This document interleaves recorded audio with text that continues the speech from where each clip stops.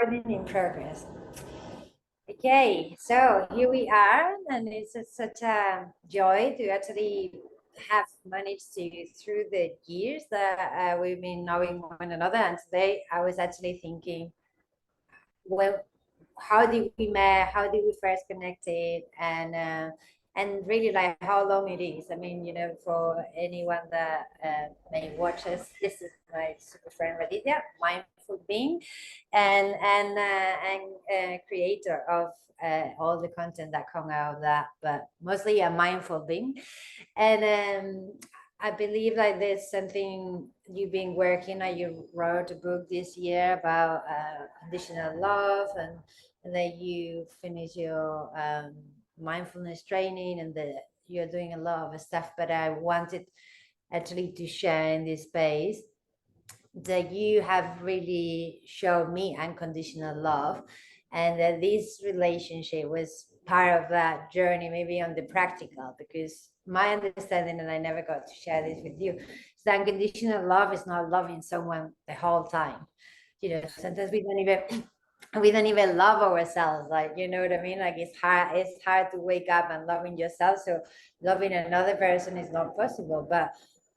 And it's about the consistency of our relationship, the consistency of noticing the friction, the consistency of, ruffle your wins when you are feeling like thing, and then reflecting on it, and going back, and also being able and kind and, willing for yourself first, but for the other person to say, hey, I noticed this, I felt this, I saw that, and and not expecting neither that things that work out immediately or something, like, I think we both have, exercise and the very tools of what is going to be my core message, this to me, to the center of my work, which is how souls, we all belong to a bigger plan, and how we can impact each other's life by the way we do our self-work, but also by the way we return that to the other person, and we prove to be consistent. I find it too often that even if you have, like, say, 14 years of relationship or whatever time with, and this is something I may notice more with the strong women connection I have, so I want to make that as a because I think, like, yeah, as women, we have our ways to get more tangled, perhaps.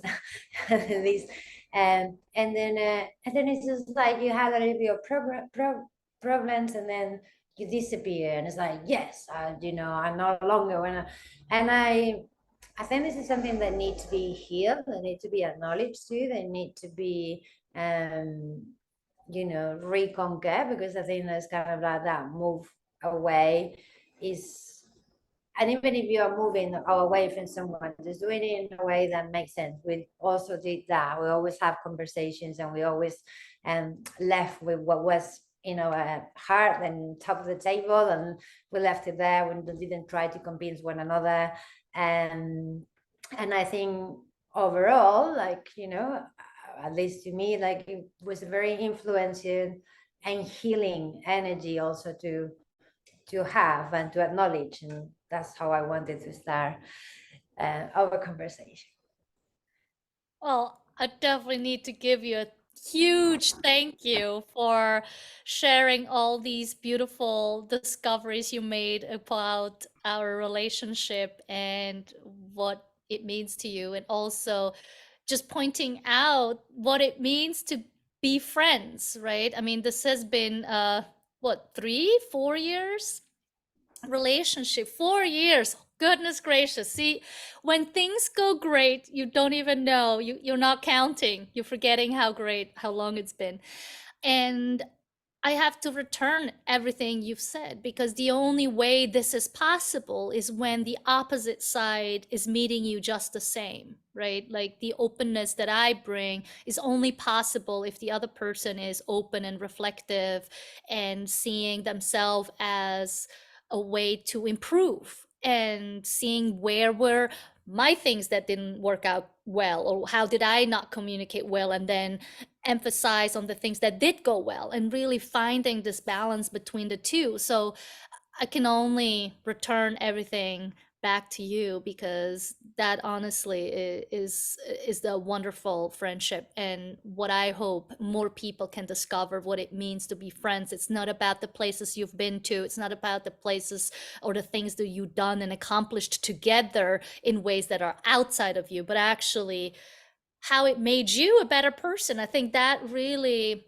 looking at this, especially this past 2 years, is being quite a roller coaster. I mean, not in the past few, like past 9 months or so, but definitely like in the middle of it where we met each other.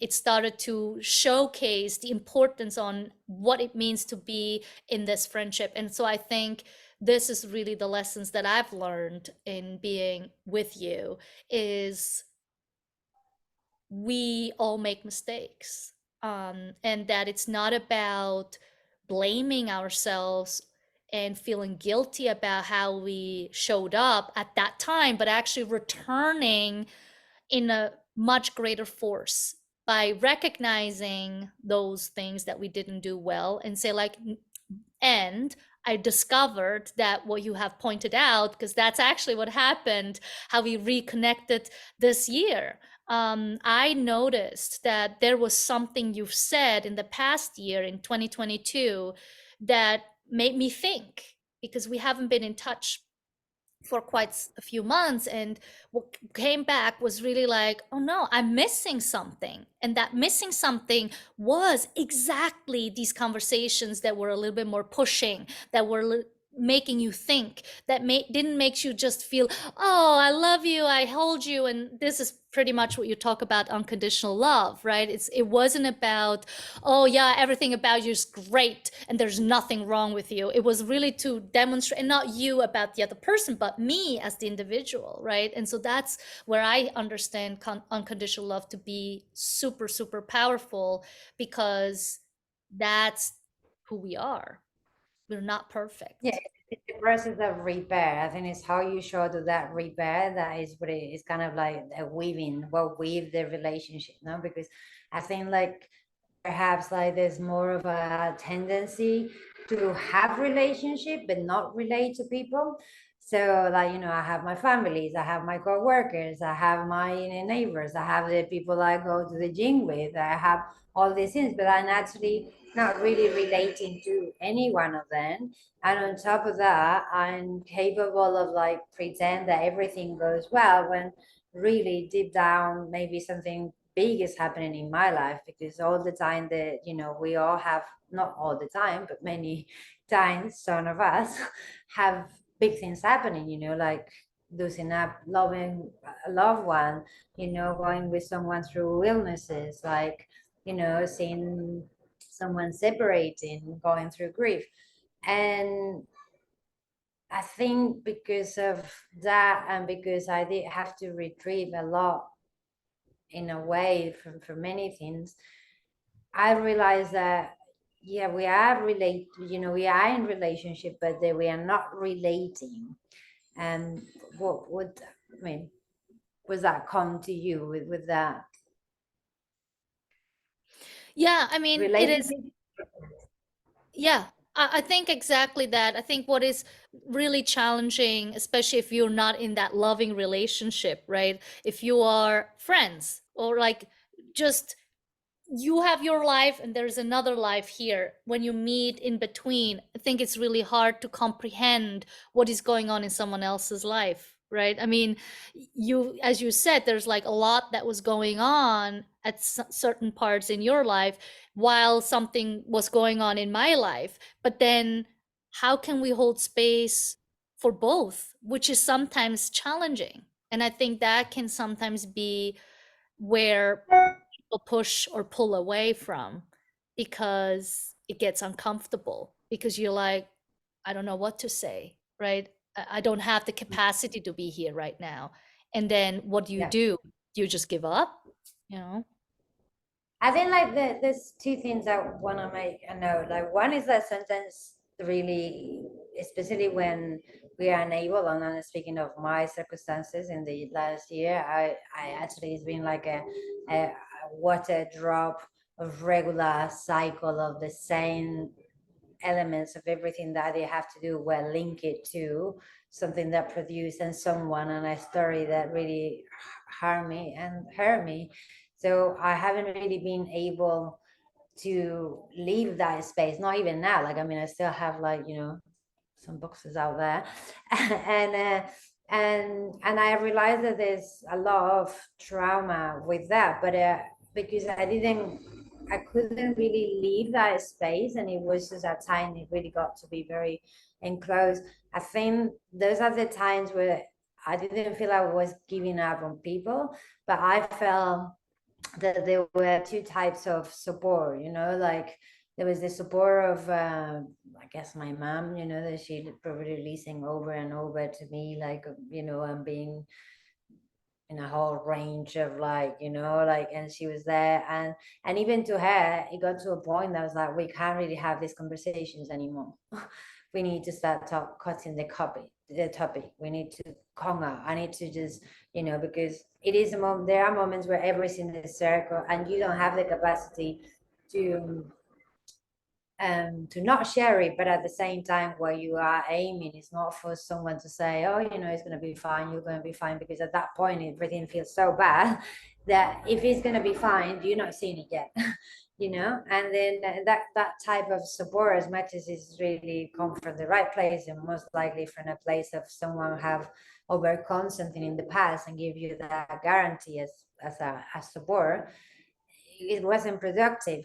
As it wasn't productive, like, the, you know, the person come and cares for you and is there and holding a space for you, but you are missing the opportunity to do the same for them, because that circle energy with those, you know, with these three elements, like the persistent, let's talk about it, I'll hear whatever you say, you'll be fine, or like, I'm here for you, and, you know, you kind of like, at the moment I notice you're broken, they only make the circling that really is going into your dialogue, into your living, in a way, like, it's like, if to start with they sort of like help disperse the mass, but then as it continue, it's just circling you into more of bottom, you know, because you feel entrapped. Yeah. So, what is it that you feel would be most useful in those moments to be cared for while caring for others? Like, because, you know, when you're in the middle of this and you go, and again, I I agree with you that saying like it's going to be fine does nothing. Like if you're in the middle of it, like it does nothing. Like even if, yes, maybe in 20 years from now it's gonna be fine. Like what about the other 19? You know, it's like, what am I gonna do with those, right? So yes, I agree with you on that as very much. But my question is now, what is it that would be most helpful for the person going through it and this other person that's holding the space? Like, what do you think for yourself being in that situation?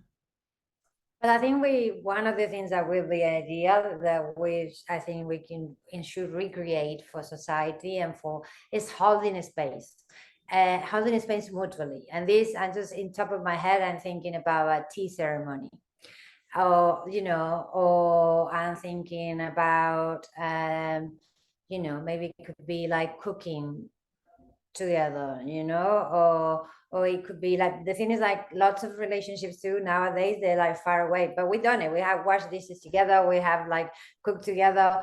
But I think that has a more potent way of, like, there's an activity, there's energy moving, there's service, there's contribution, the two people are involved, and I think that's quite powerful.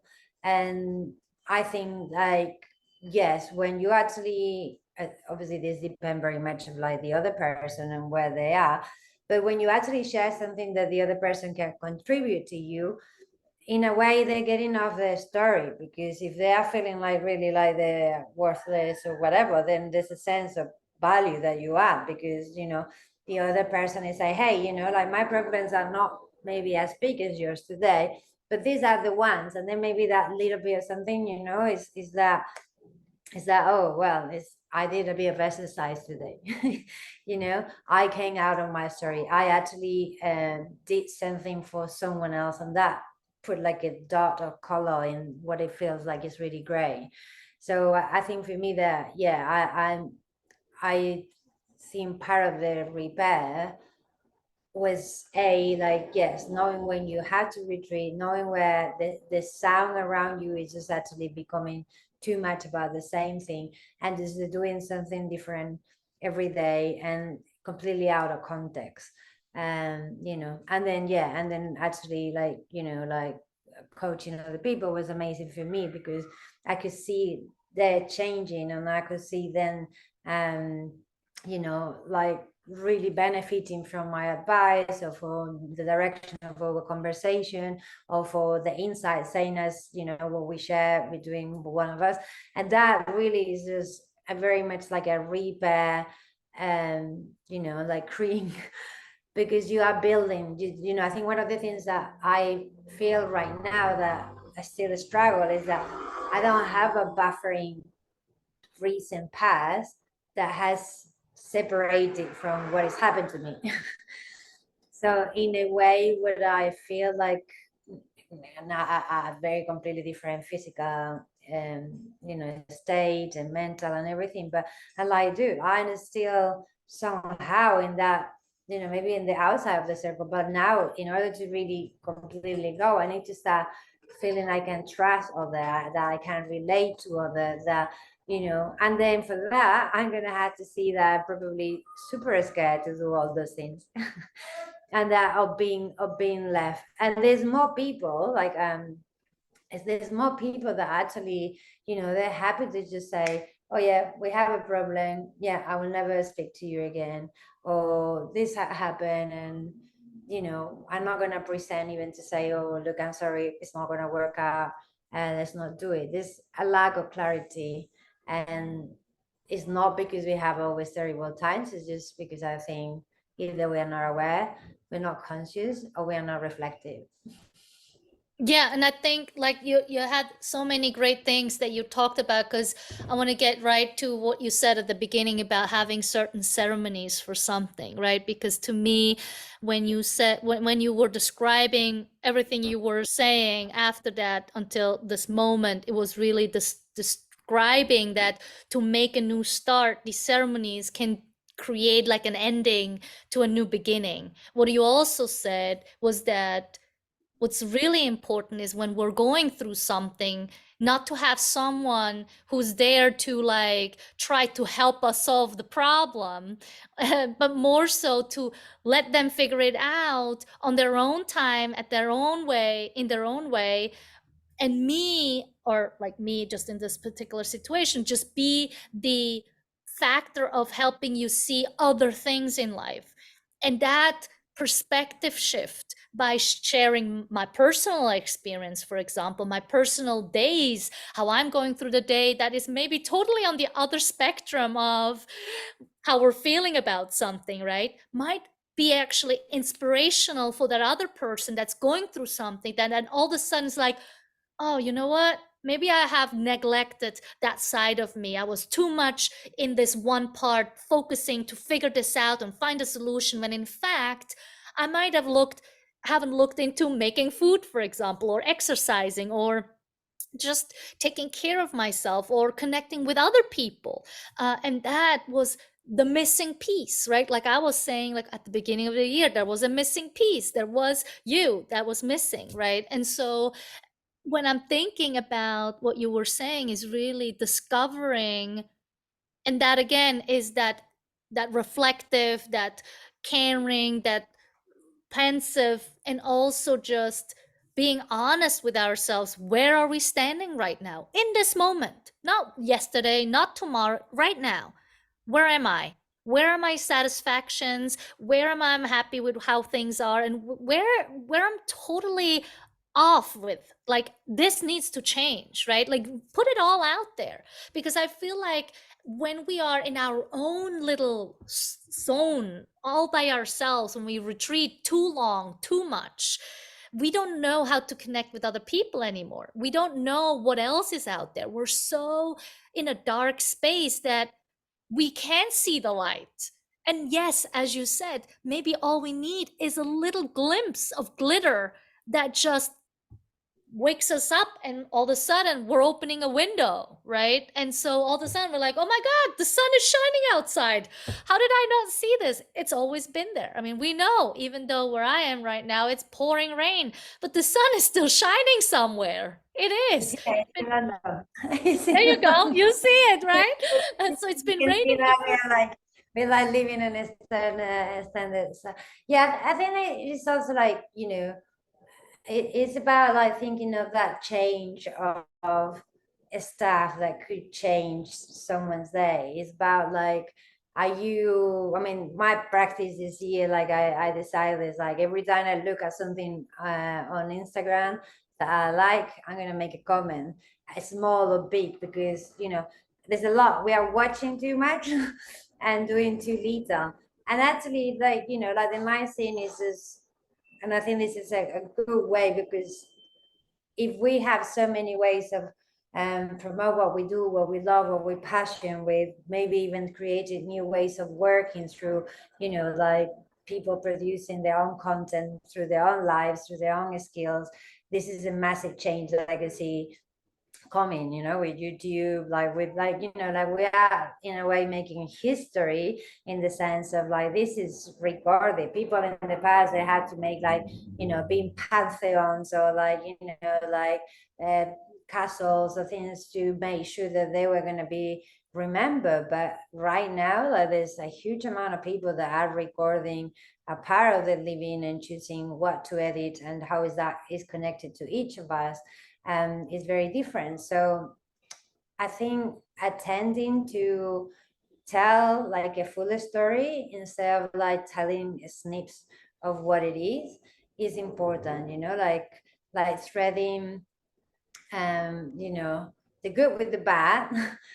And I think that I hope to see more like that type of engagement, you know, like that people really start making a choice not for um just present one side of the living, but that we can all like show our vulnerabilities, because I do believe that we should be like very suspicious of a super happy hyper lifestyle, you know, because actually what that is taking away from our social subconscious is the possibility of integrate and repair what really is harming, you know. And then again, I go back, we may have relationship, but we are not related to one another. If I am married and then my partner is completely dismissing my needs, myself, our relationship and everything, I may have that relationship, but we are not relating to one another, we are not connected. And I think that's one of the, because I spoke last year a lot about this, it was my catharsis, you know, in a way, my diary, my theme, but talking about all the stuff. And sometimes I feel like there's people that I can see that they are looking, and I was thinking, wow, that, you know, is this binging? You know, like is it me binging with my emotions by putting them out there? Or is it binging by the people that watch it and they don't have a reaction to it? You know? How much have we numbed the sense of like talking about things that are not working out if it's not in politics? You know, because it's very easy that everyone says the system is not working and this is not working and blah blah blah. But how about when we see someone who struggle, or you know, you go to your normal shop and you see the girl that normally is quite, you know, face her way, and then you go that day and she's, her face is not that nice, and then you're like, oh, you're not having a good day, you know, but I hope it improves or something like that, and you get like a tiny micro smile, but you are you know, you are within there, and then you are also enabled to present something that may be too painful for you to bring to the surface. So by doing so, I believe we have to stop seeing like someone who is struggling as someone that is having a really bad time, and then look at those people that they are really thriving because when you are really struggling, like waking up is a miracle. Making it to work is a miracle. Like going home and have a dinner, and you know what I mean, and get over your crying or your whatever like that you have to do that day, or your negative thoughts, all that, as from the outside could be like, oh, you know, like too depressed. You need to get better. You need to, you know, you. But actually, for the person there, it's like, dude, I'm doing my best work here. You know what I mean? This is not my best work is there, and that's why we'll have more songs about like broken hearts, and we have more books about like people that lost and found someone or something, you know. And I think this is what is very important, that we recover for the storytelling of our visual and our allowance, you know, instead of making it really specific. Like, for example, someone was saying, instead, are you going to work in self-esteem? Yeah, we can work in self-esteem, but what about if you want to work in that concept, but you're not going to be working in your physicality, you're not going to work in your intellectual, you're not going to work on your social, you're not going to work on your you know, family. How can we focus in one single part? That's the one that you want to strengthen, but we can do a micro adjustment to all of the others, and that naturally will increase that self-esteem, you know. And by someone, you know, receiving that, what we say, that interchange of connection of energy with you, is one micro thing we both do together. I mean, there are some different aspects there. I think the number one thing you talked about at the beginning in the section was really about the inability or the worry or the scare of vulnerability, right? People not being able to be okay to showcase that side. There's a lot of people that are doing it, though. Is it really coming from a place of wanting to share it to demonstrate, hey, we all have those days, or is it by just getting ahead of the crowd, right? Like, there is really this middle ground in, like, okay, let's not spill all the craziness that's going on in our lives, like, but also don't show all just the happy moments. Like, I think that's what you're saying, but I really believe that for people, and not just on social media or on so on so forth, but in our private lives, even with our partners, they might not even say these things, right? They might not even be able to share vulnerable moments because they're like, oh, they're my partners feel had a hard day now, and I don't want to put more burden on them, or I don't want to share this with anyone because how am I going to look like? I'm not have my life together, or there's different reasons why people are not willing to share that side of them, right? And I also think that there just has to be a healthy version of that. Then there is this other part that, yes, there are so many places in our lives that we can be, focusing on, that we can take care of, like you said, physical, mental, in relationships, in our jobs, wherever you want to. There is a way to improve or to focus what is more important. And I do agree with you that we need to take care of all of them a little bit, not like, solely on one, because if we're focusing on just one, we don't have enough time for the other things. But if we're doing it as in small increments, then that's great. I mean, for my personal perspective and how I have been holding my life, is like, and what I found really, really challenging by bringing these ideas to people is, I don't have this extreme story to tell that, oh, I had burnout and I finally came out of it, and here is my solution how I overcame it, or I was in this, like I lost a partner, or I've been in, in a relationship that didn't work out. Like, I don't have that story to tell in that fast. That's better, because hopefully there's not that many people that have the stories to tell, and they still have to do the work. So that's your. Exactly. Yeah, but my thing is just like, I want people to understand that if you don't have those stories to tell, don't think that your life is not important. I think that's really to also acknowledge, because, as you said, all the books that we're reading is about those crazy things that happen to one another. Why are they telling the story? It's not only to help other people, it's because they want to let you know how they help themselves to get out of this, right? So I just want people to see that it doesn't have to be like, you don't have to turn your life upside down to make it work out. You know what I mean? I mean, whatever the point is that you were going to get out, but I think it's really to, at the end of the day, I think what I really want people to understand is like, you are the most important factor here, whatever that looks like in your life. And I think that's what you want to get at, is like, if you have anything that happened in your life that is not pretty, if your life seems to be boring, if your life lacks in determination, then the only person that can make a difference is you. And I think that's really what everything we've been talking about this far relates to, is that you are the only one that's going to make that difference by taking care of their health in whatever sense we think of, mental or physical, relationships, whatever, Yeah. right? It's again about like, again, relationship and relating. You are relating to your own self first, because you are recognizing where you are finding obstacles and where you are finding pathways and where you are like running and where you are rushing. And then at the same time you are building a relationship with yourself where you become accountable to the outcome, because I keep saying over and over, that you do twice, it's just not a coincidence.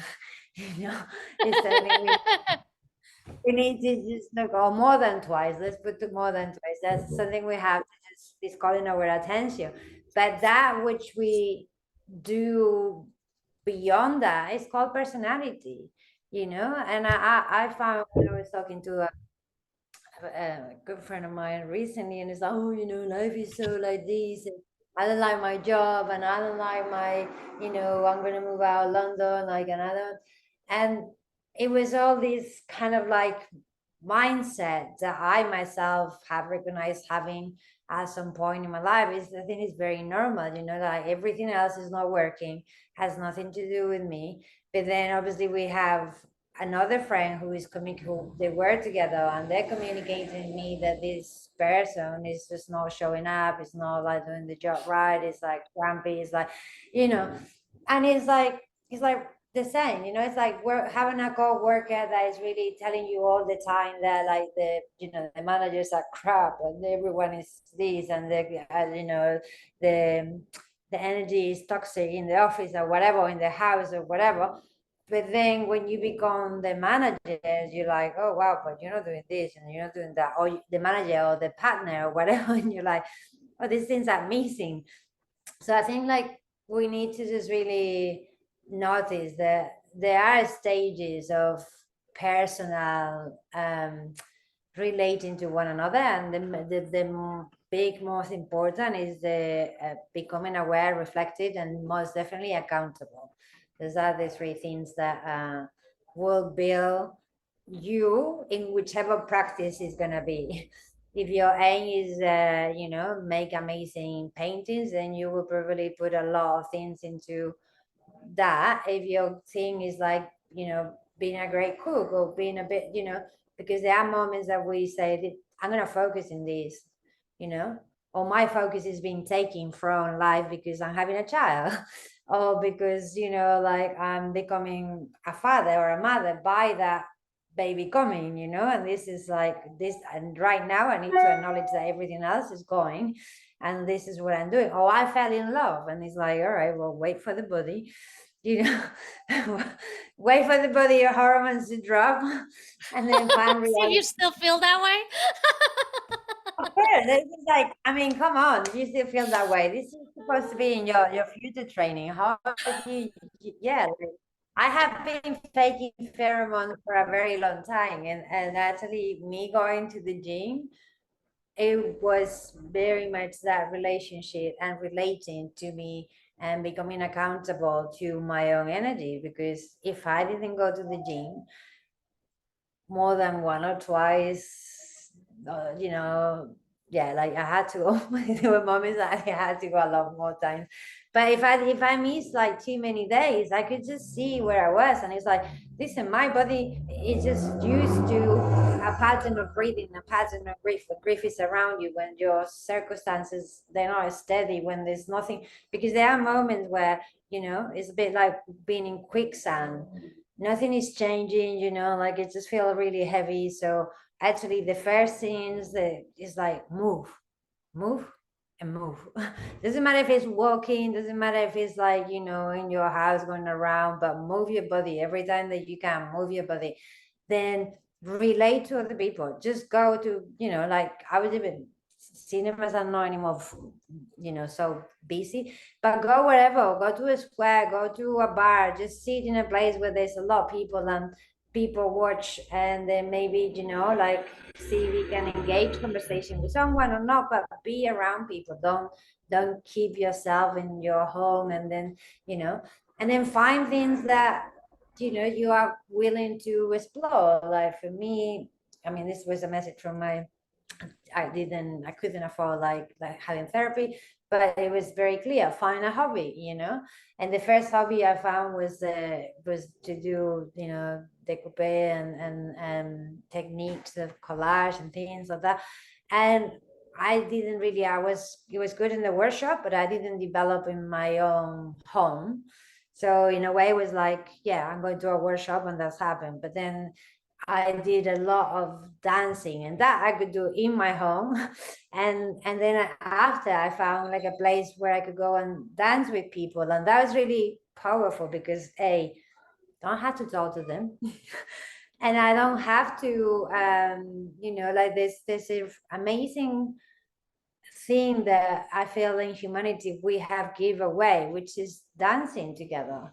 Because it has saved us from two global wars, like they were massive, like, in the 20s, in the depressions, like Charleston, and there are moments for, the gypsies, for like, people in, well, I mean, in Africa, obviously, ritual, but like for slavery, all these things about dancing, moving, like making of our body, like something that somatically can change. And especially when you are putting, or even like folklore, like there used to be like people a certain age will dance together all the time. And there was a regular practice where villages will come together and they do that dancing. And it's great because you build trust with the other person, you are creating something, and it's dynamic. It's not really like driven by what are we writing here. It's like, no, we're both feelings, we're connected, or we're energy field is together. And that I would definitely recommend it as a must. Go dancing. Yeah, I think it's just a question of the willingness to put effort in supporting yourself in whatever ways, be it hobby, be it mental, be it, like reflecting, whatever it is. The moment it takes effort, you have to be really willing to do them no matter what. And so I think that's where yes, I agree with you. You have to be determined. Again, like what we even said at the beginning, like if you are not determined on having the life that you live be the greatest life you've living, then you will be rather sitting on a couch and do nothing, because it doesn't require effort. It doesn't require you to do anything. Not that it makes you feel better. I'm just saying that I agree. Movement will always help you. Take that rest too. Don't just push yourself too much. But I do agree with you, that back in the days when people had a little less financial worries. I think these days there is so much more worry around money that it's almost impossible to ask people. And then, with the way that we as families, if you have families that have two or three or more kids, the involvement in today's society is not by, oh, we're here all in the same place. No, you have two, three, four, five kids. They are in two, three, four, five different places at the same time. So, and you as a parent if you're only one, if you're lucky you have grandparents that are willing to do the road, splitting the drives with you, you can do those things. But if you don't, you have to make time for yourselves additional to all those things. And so to me, just the other day, someone was talking to me about having a dog. And I was like, just make 100% sure that why you have that dog. Don't have that dog just so that you're not alone. Don't have that dog just as a companion, because then you're not taking care of what's really going on in here. Because if you're lonely on the inside and you are trying to fix it with something on the outside, be it a dog, be it a relationship, be it whatever, right? You're only fixing half of the problem.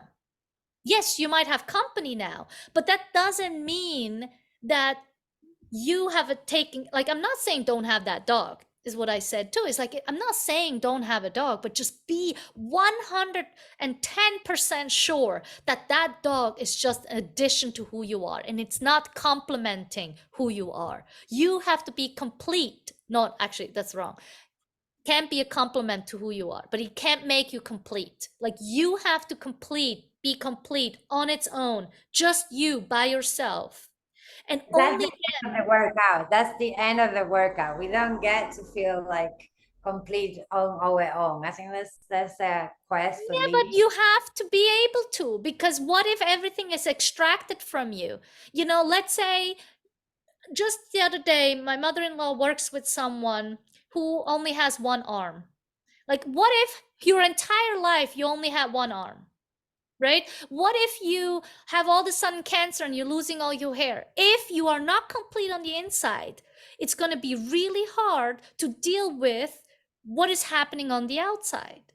How So would you that's earn? what I'm But saying, that, you but know? that I feel like when that contain a lot. There was something I want to make a comment in the sofa a metaphor, like, that doesn't take any effort. Yes, it does.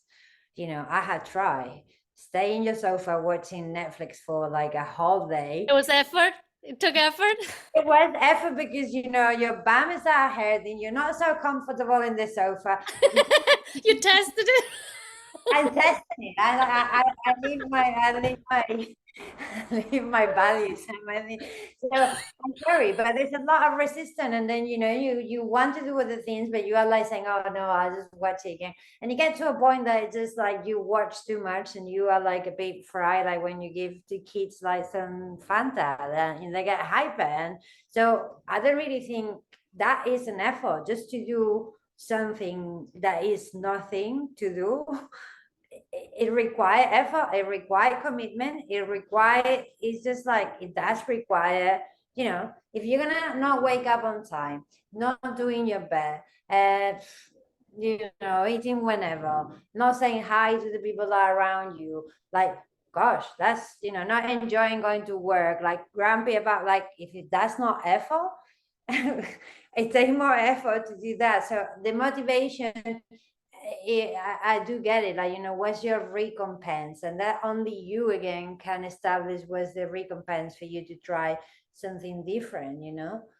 But the recompense is like living, because otherwise we are trapped in the same routines. And when we identify ourselves in one routine, that sense of what you're saying of being complete with yourself is impossible to achieve, because you're only going to feel complete when there's many angles that are fulfilling the big void that we have, because we've been told that we should be running on couples, or that we should have a successful life and a pension, and like security and all these things. And really, like, they're hard to have to achieve, and they're becoming harder because of, as well you say, not only the heaviness of the economy, but also the really kind of holistic lifestyle that we want. Just, you mentioned your friend with the 5 kids. I mean, I'm sure that she wants them to have a physical activity and psychological activity, the sleeps over. So we are gifting people with so many experiences that maybe the very person that is promoting all those experiences completely depleted, and as much as she can live out of like how happy the people that she love and care for are, she's not feeling happy with herself, because But that that's energy is exactly my back. point about being complete. Because if my complete includes giving to everyone else, then I am not complete in the end. But if I see it as a compliment, that me giving it to you, then that means that I'm adding something. So maybe it's an interpretation of how you differentiate complete, like on its own.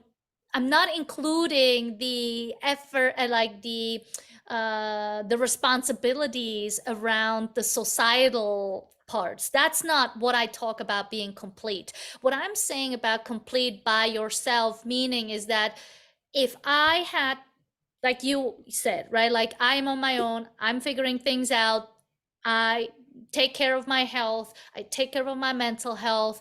This is figuring a way out to be complete by myself. Doesn't mean it doesn't take effort. It doesn't mean that it's all 100% complete. There's always times, but what I'm saying is like I don't want to make myself depending on other outside sources for this insight to be content and complete, is what I'm saying. And so it is, I don't think it's impossible. I think it's very much possible. But again, we have to practice this awareness, how much this external part actually matters. That it matters. Again, I love to use the weather. A lot of people base their happiness and their being complete on how pretty it is outside. And the problem is not that the rain isn't good for us or that it allows us to just chill and watch Netflix all day, right? Like there's a good side to it. But I think what really happens is, again, this discomfort, that vulnerability that's coming up in us that we are not used to feeling. And so then we feel like, oh no, I should feel happy and positive and great.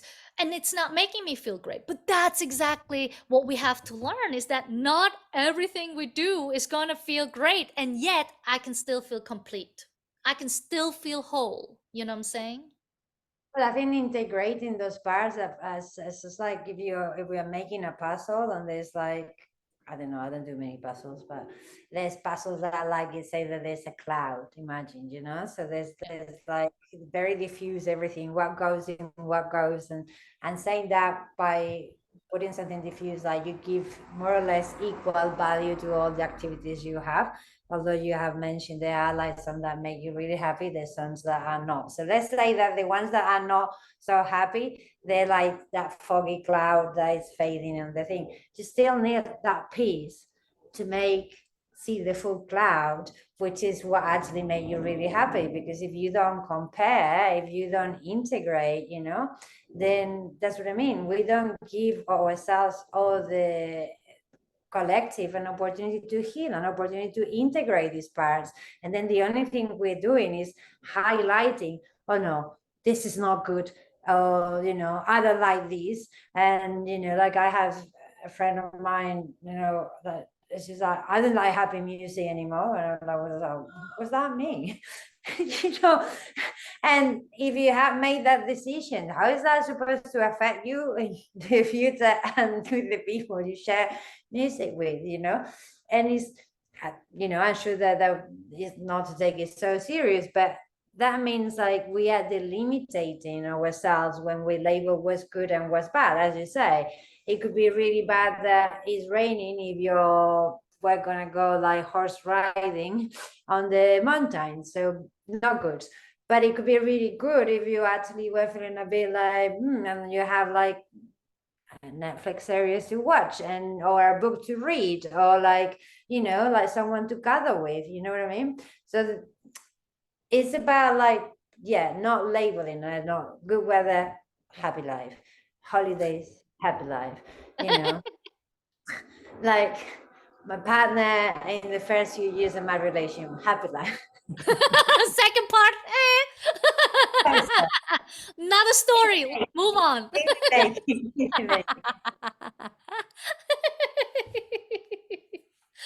But here is the thing. Like I had a retreat on Saturday, right? As you know.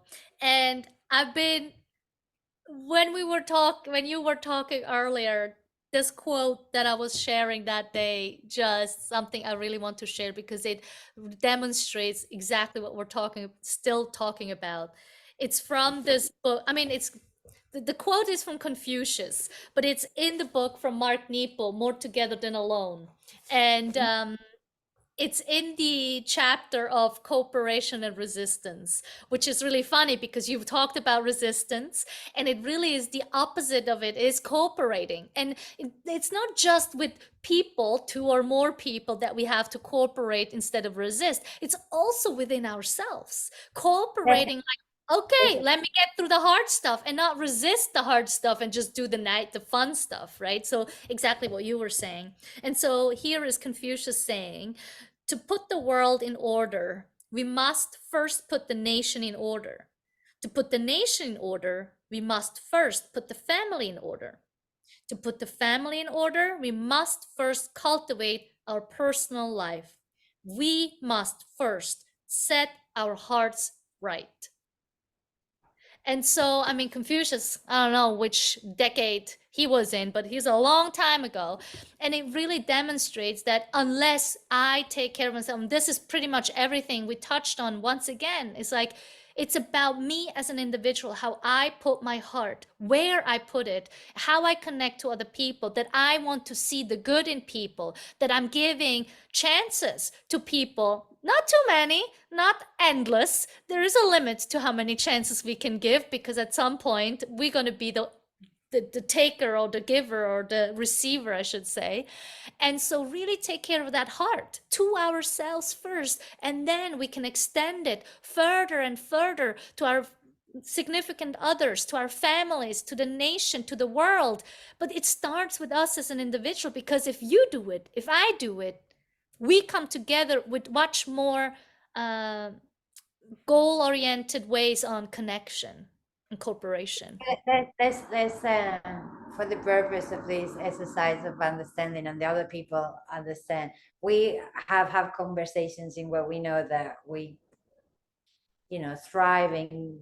Let's say that we are geeks, just to include other geeks in this kind of like, challenging and in this comfort, love it, like let's go, like, let's reflect.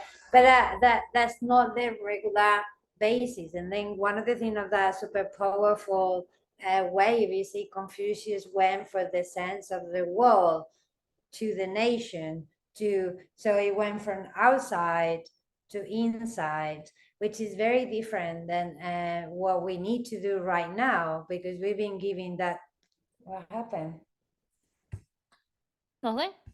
Oh, sorry, no, you here? Okay, I just lost you. Well, no, the way he was just pointing out is that we can't take care of the nation unless we're taking care of No, ourselves. I completely That's agree with him. yeah. But what I'm saying is that it's actually like what I feel is like we have lost that sense of what is our nation.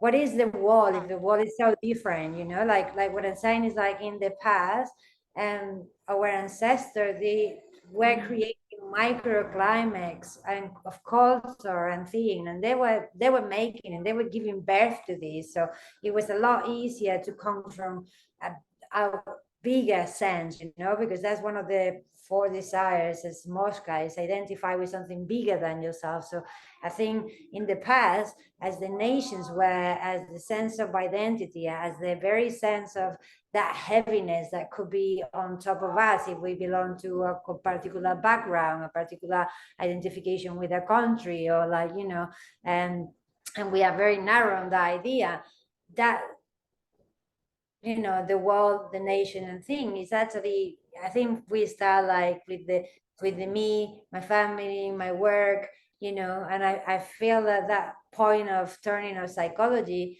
did happen after the Second World War, when people were like really like already traumatized by creating this sense of the wall, because that's where those fights were creating a sense of the wall and a sense of you know of some people keeping their resources and marking who was going to be in the up and who was going to be in the low for a long time.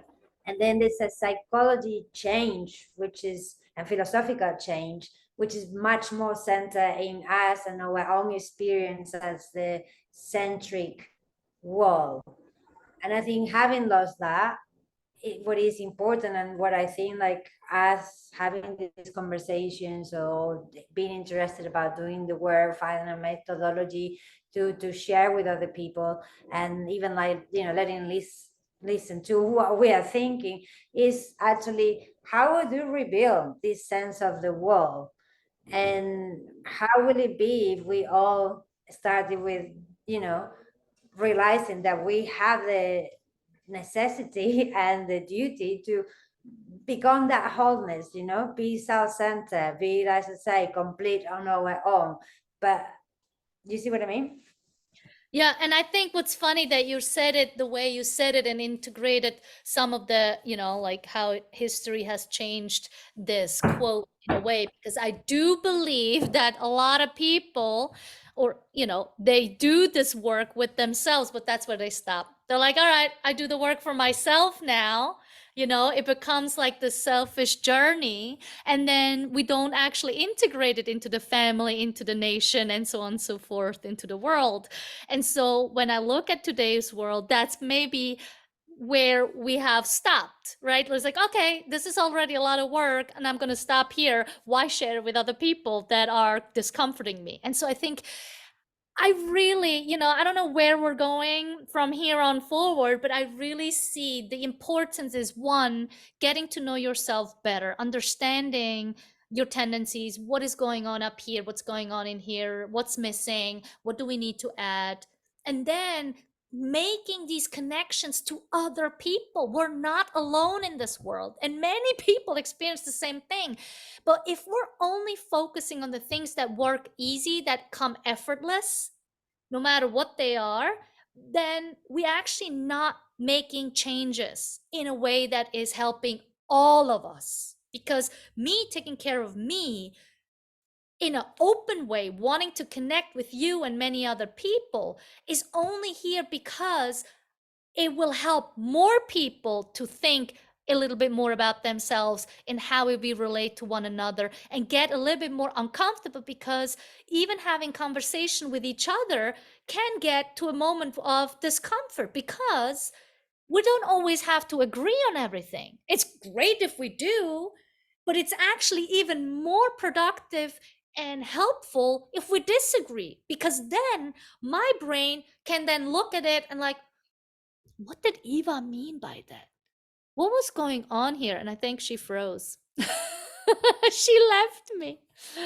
Well, we're waiting. She might be back. I think she had no reception. So we'll have her here in a moment. All right. No.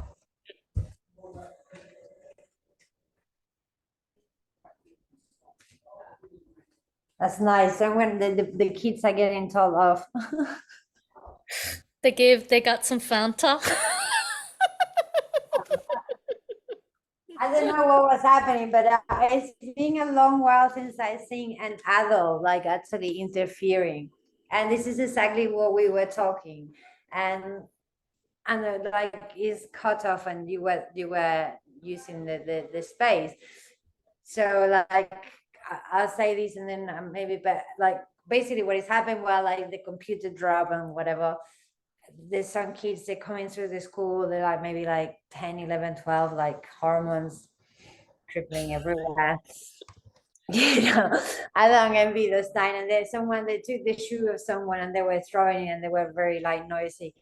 And you know, like minutes later, there's this person on the street telling them off, and putting them out right and making them quiet. And that's kind of like one of the things I think it can connect our whole conversation about this being whole with yourself and everything, but being in that sense of extending to the nation, to the thing which we have lost, which is again to the beginning, relationships and relating, actually taking the step to feel safe and a comfort to say that's not right, or this is making me feel this way, and making that ownership. But it's something we have really lost to in our communities, in our big cities, in whatever. Like people don't interfere, you know, and maybe because there's no that interference, I want to connect it, there's no that ritual of you to self-assess yourself, you know, um, because there was a lot of more direct social guiding and you know handicapping too, you know, where previous ways of socializing with one another in the smaller places, you know, and now we don't really have like something that really give us that sense of like, as you say, you know, doing the work on my own is a lot of work, and then also it's this sense of like, oh, I didn't work with that person, but like I may try the same things with this other person and they may work, you know, and you know, and that happened. It's like, all right, you like, can we try the next person and the next person, and then again, it's like, I mean, I'm sure that we can go like that through our lives. There's plenty of people, like if you wanted to, but my core also my story is being abandonment, and one of the things that I know about my experience as a human being, because I have felt abandoned and excluded, and that will be a repetitive thing of my living, you know, like that I'll master or not master, is that I will not want to do that to another person or see another person feel like. It's the same as the power that give you being overweight when you are younger and you felt excluded and you felt shy, that when you get older you have an incredible ability to tune into people that are feeling similar experiences, and that you wanted to make sure that they know that you are there proving that it can be better, either if you are like, you know, like now on your idea weight or not. But that as a mindset is really powerful, to say whatever is it that we feel is our bigger fear, damage, or whatever, for as smaller that it is, as you well say too, it's not about having a dramatic lifestyle. It's like life is dramatic, giving birth is dramatic, breathing the first time is dramatic, you know, all those things, walking is dramatic, having teeth, everything that we do is like, you know, so actually is the way that you do it, the sensitivity that you give, the way you explore it, as you're teaching us to, you know, feel sensations, being in nature, like allowed to get wet and not let those things just stop you from going out there and enjoying, you know, other spaces, you know, look at art and see how it's going to affect us at a later pace, how that may influence us. So having a lot more subtleties is not about like, we don't want people to have to be, I don't want people to have to go through what I have gone through. And that's definitely one of my core messages. It's like, this is not right, and it's not right, and it's not about like I was right and someone else was wrong, therefore I'm the victim and these are the perpetrators, let's put them all into you know, jail and then pretend things are good. It's like, no, we both have to understand that there could be better ways of doing it, and that we have an impact in one another, and that maybe this pattern, if we are not really looking deep, will repeat it without end, because there's plenty people and there's plenty opportunities to work or whatever for a period of your life. I imagine at some point you start having less, but that we could be constantly doing, you know, and then end in this kind of like, oh no, life is just like, you know. Yeah, and I think we also have to focus on the people that are willing to do this, that are willing to get uncomfortable, because there are plenty of people that want to do that and just don't have the environment to actually explore it in a healthy and safe way. And so that to me is more of a focus, which is probably in the scheme of things, in the scheme of the amount of people that exist, is probably just a small bit of people, but there is a significant impact that we can do by focusing on that group of people instead of focusing on the people that have that opinion of life in the first place. Because changing someone, and I'm not saying that we were doing this, but I'm just saying, like, in general, like, if we are around people who have a very strong opinion about something, Do not waste your time and effort on the person to change their opinion. Focus on the people that are in between and maybe don't feel, like you talked about self-esteem, right? Like maybe it's a person that is not as confident in front of other people to say what their opinion is because they're worried that they're going to be finger pointed at or diminished or put down because they're not agreeing with them. Help them to figure out a way to disagree with someone in a healthy way. And I think that is even an internal thing. We have two brains that communicate with each other that usually are opposite spectrums. That one part agrees on how we're doing things and another part of our brain disagrees of what we're doing. And how are we going to The go? brain, the gut brain that actually is And then very that's where it brings it together. Exactly. But at first, it's just, we're just focused and trained to think up here, right? And those two brains are two very strong ones. And we're going to mostly listen to the one that intellectually makes sense, not to the one that is connected down here that actually doesn't make sense in societal world, but makes most sense in our personal internal world. And so I think that really becomes the epiphany of what we are both have discovered for each other, is that we don't determine it on the societal world if it makes sense or not. We're going into our whatever in here, in our gut, in our heart, wherever your center of attention is, that we can make much wiser choices that are good for me, for us as a I think we whole, nailed not. it now. I think we nailed it. I'm gonna have a high five because I think we nailed it now in the sense of like, because I was a bit empty in our conversation, and maybe this is a good way of wrapping up.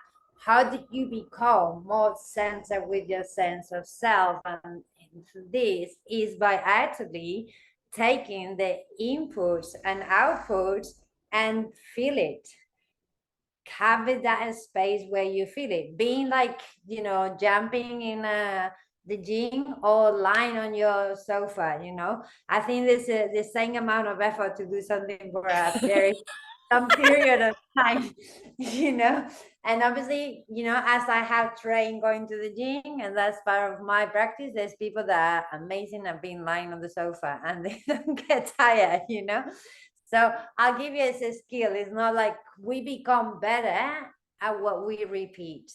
We are the outcome of our habits. And maybe what we can just say this time is like, can we maybe propose, to make a habit of feeling, not only dictating or not only like assuming or not only judging, but that actually putting all that together in a place where we can have a discussion with ourselves or with someone else and feel those spaces. Yeah. Well done. I think that was just like, it came out like in a nice way. You agree? I agree. It was perfect. Very good. With the cards of the internet and everything. All Well, right. that's exactly, but no, but this is the demonstration of how life goes. It's not supposed to work seemingly perfect. Perfection is when it's not perfect. And then and you know what? That's something you teach me, just coming back to the beginning, because now we just really, like we'll leave things as they are. But I remember that interview that you were gonna do in your life, in one of the, like your summits. And I was coming from Spain. I was flying Yes. after separating from my partner, and I was completely coming to an Airbnb, like with a mission of like selling my place and not having a home in a city like London. And I got in the taxi, and the taxi went to a different address, and we were live, and I was sitting there, and then the woman of the Airbnb came in, and you were like, see, and this is actually what life is about. So I like that because, it showed that there's also this consistency on allowing, and then actually these are the best stories from where we can laugh. But at the time that you're doing, you're like, oh my God, this is like how terrible. But actually, like I talk more about the things that didn't go right, and then now I can laugh about them. than the things that they just went right and, you know, They're forgotten. well, not forgotten Just because yeah, but they like forgotten in a sense of like they won't be like, hey, look how well that went. It's like, oh, yeah, we this know was crazy. we don't tend, you know, there's a level of narcissism that we tolerate in society. Someone is just really like kind of like, oh my God, and I did that so well, and this and that. We became suspicious of voters. That's right. All right, gorgeous. Thank you so much. I really enjoy this, and I hope if because this is going to be published, we're going to talk about it now with, among us. Whoever is watching is enjoying it, and then you can obviously connect with us. We are really keen to do this work, from the work we done in the personal for ourselves to the work we done between you and I, and then for the world we wanted to bring it to our communities, and how those all together will go to that sense of nations and world.